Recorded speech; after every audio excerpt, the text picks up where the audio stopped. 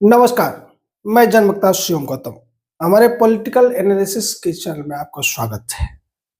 ममता बनर्जी ने एक बहुत ही ज्यादा आपत्तिजनक बयान दे दिया है। आपको याद होगा कि पूरे देश में एसआईआर चरणबद्ध तरीके से शुरू हो चुकी है। शुरुआत बिहार से हुई थी और अभी 12 राज्यों में एसआईआर की प्रक्रिया चल रही है। इसमें प्रमुख रूप से 3 राज्य शामिल हैं जो बड़े भी हैं और बहुत महत्वपूर्ण हैं। एक उत्तर प्रदेश है, पश्चिम बंगाल है और तमिलनाडु में भी ये सब चल रहा है। लेकिन 2 राज्य इसका बहुत ज्यादा खुलकर विरोध करते हुए नजर आ रहे हैं, वो है तमिलनाडु और पश्चिम बंगाल। मामला सुप्रीम कोर्ट में भी चल रहा है और मामला पार्लियामेंट में भी इस पर बहस हो चुकी है। पार्लियामेंट की बहस में पूरी तरीके से सरकार ने विपक्ष को तार-तार कर दिया। सुप्रीम कोर्ट भी इस मामले में चुनाव आयोग के पूरी तरीके से साथ खड़ा हुआ दिखाई दे रहा है।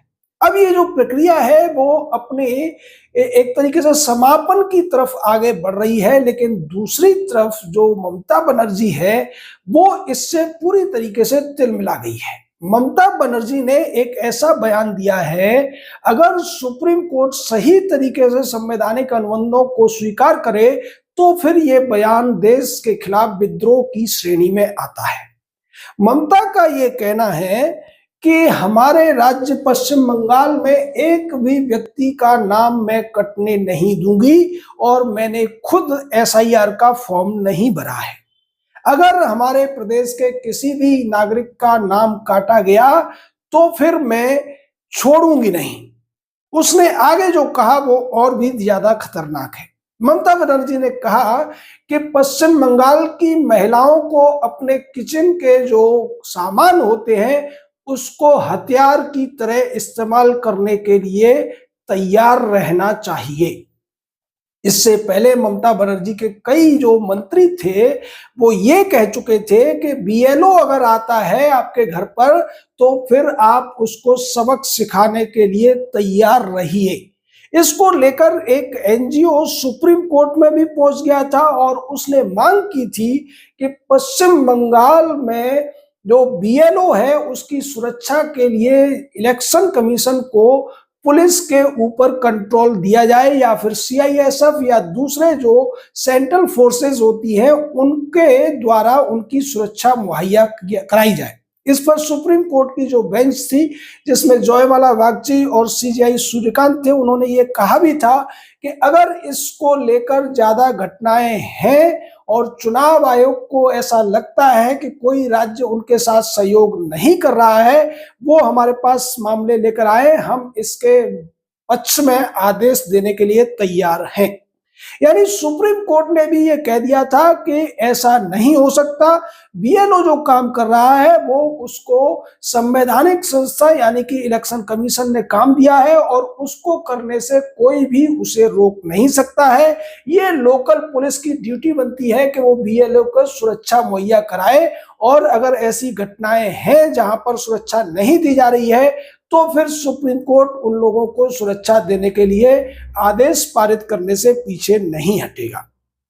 लेकिन अब जो बयान ममता बनर्जी ने दिया है, अगर उसकी सही तरीके से कानूनी तौर पर समीक्षा की जाए तो साफ तौर पर ममता बनर्जी ये कहने की कोशिश कर रही है कि बंगाल की महिलाओं को अब इलेक्शन कमीशन के खिलाफ युद्ध लड़ने के लिए तैयार हो जाना चाहिए।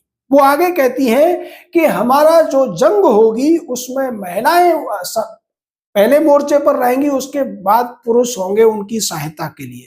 यानी ममता बनर्जी ये कहने की कोशिश कर रही है कि अगर बिहार की तरह से पश्चिम बंगाल में वोटरों के जो नामों की पुष्टि करने के बाद अगर वोटरों के नाम कटते हैं जिसमें बांग्लादेशी और रोहिंग्या भी हो सकते हैं तो फिर वो महिलाओं को आगे करके केंद्र सरकार के खिलाफ खुला विद्रोह कर देगी, ऐसा कहने की कोशिश ममता बनर्जी ने की है। अब आप सोचिए कि क्या पश्चिम बंगाल भारत का अंग नहीं है? जब से ममता बनर्जी सत्ता में है और जब से केंद्र में मोदी सरकार आई है तब से केंद्र और राज्य के बीच में बहुत बड़े खुले तौर पर लड़ाई देखने को मिल रही है। एक बार सीबीआई एक अधिकारी के खिलाफ जांच करने गई थी, तो सीबीआई अधिकारियों को भी ममता ने गिरफ्तार करा दिया था, डिटेन करा दिया था।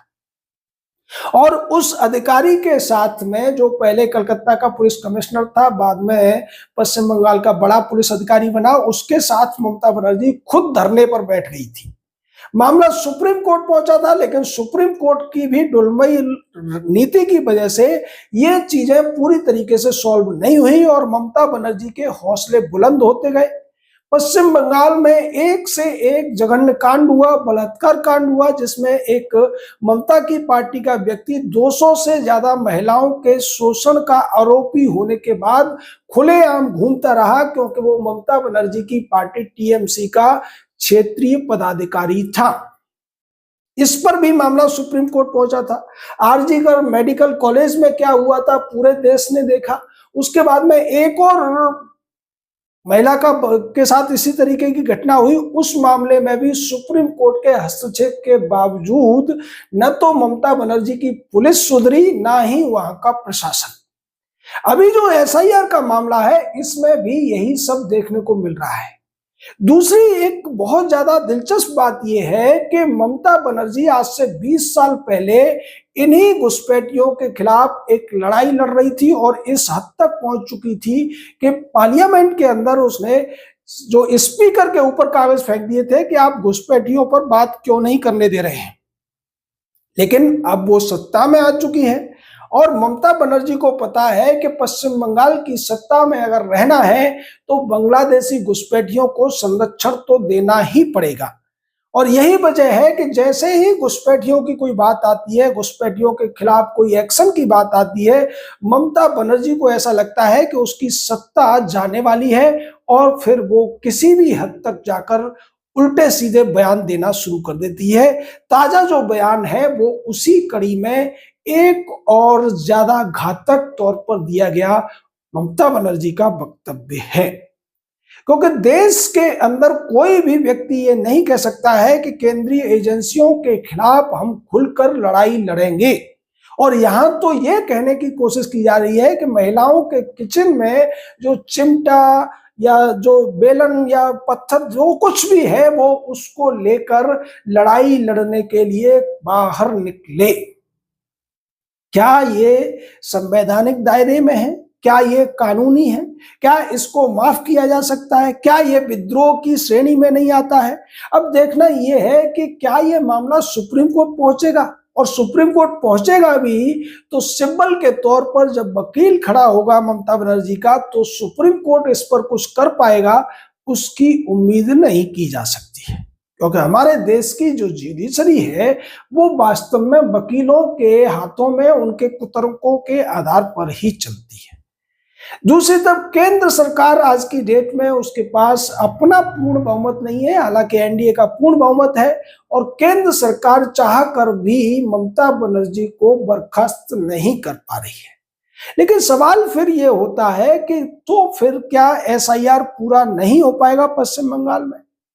और एसआईआर पूरा अगर होता है, जो ड्राफ्ट वोटर लिस्ट जारी होती है, उसमें अगर ममता बनर्जी के वोट बैंक वाले लोगों के वोट कटते हैं, तो क्या वास्तव में देश में गृह युद्ध छिड़ने की स्थिति पैदा हो सकती है? हालांकि ये जो पॉलिटिकल लीडर्स होते हैं, इनकी बातें गीदड़ भभकी की तरह से होती हैं। आपको याद होगा जब कश्मीर से 370 हटाए जाने पर चर्चा हो रही थी, तो कश्मीर के दो नेता थे, एक फारूक अब्दुल्ला और एक मुफ्ती मोहम्मद सईद की बेटी महबूबा मुफ्ती। महबूबा मुफ्ती ने कहा था कि अगर 370 को हटाने की कोशिश की तो वैली में यानी घाटी में एक भी हाथ नहीं बचेगा तिरंगा उठाने के लिए। ये साफ तौर पर भारतीय देशभक्तों के लिए, भारतीय सोच वाले हिंदुस्तानी कश्मीरियों के लिए एक चुनौती थी। सरकार ने वैसा किया भी। इसी तरीके का बयान दिया था कि आग लग जाएगी, फारूक अब्दुल्ला ने कहा था, लेकिन 370 हटी, 35A हटाया गया और कश्मीर में कुछ नहीं हुआ। क्या वही स्थिति अब हमें पश्चिम बंगाल में भी देखने को मिल सकती है? क्योंकि जिस तरीके से 65 लाख के करीब वोट फर्जी तौर पर जुड़े हुए थे या फिर मृत लोगों के भी वोट बने हुए थे और लोग उनके नाम पर वोट दे रहे थे, ऐसे वोट जब पश्चिम बंगाल में कटेंगे, संभावना है कि वहां भी ये आंकड़ा 70-80 लाख से 1-1.5 करोड़ तक पहुंच सकता है। तो फिर ममता बनर्जी ने जो धमकी दी है वो किस हद तक पूरी करने की हिम्मत दिखा पाएगी? ये तो निश्चित है कि केंद्र सरकार इस मामले में ढिलाई बरतने के मूड में नहीं है। गृह मंत्री ने संसद में साफ कर दिया है कि घुसपैठियों को लेकर हमारी जो नीति है वो है डिटेक्ट, डिलीट एंड डिपोर्ट। ममता ने यही कहने की कोशिश की है और पश्चिम बंगाल के लोगों को चेताया है कि वो बीएसएफ की चौकियों से थोड़ा दूर रहें, क्योंकि बीएसएफ उन्हें पकड़कर बांग्लादेश में फेंक सकती है। इस तरीके की बातें वो महिला कर रही है जो कभी इन्हीं घुसपैठियों के खिलाफ आंदोलन चलाया करती थी। लेकिन सत्ता का मोह ऐसा होता है, सत्ता और कुर्सी से जब व्यक्ति को एक बार लगाव हो जाता है तो फिर वो नैतिक, अनैतिक और सारी चीजों को भूल जाता है। संवैधानिक, असंवैधानिक सब चीजें छोड़कर सिर्फ और सिर्फ अपनी सत्ता को बरकरार रखने की जुगाड़ में लगा रहता है। वही करती हुई नजर आ रही है पश्चिम बंगाल की मुख्यमंत्री ममता बनर्जी। आपका इस पूरे मामले पर क्या कहना है? अपनी राय दीजिए, हमारे साथ जुड़िए, हमें सब्सक्राइब कीजिए। जय हिंद, जय भारत।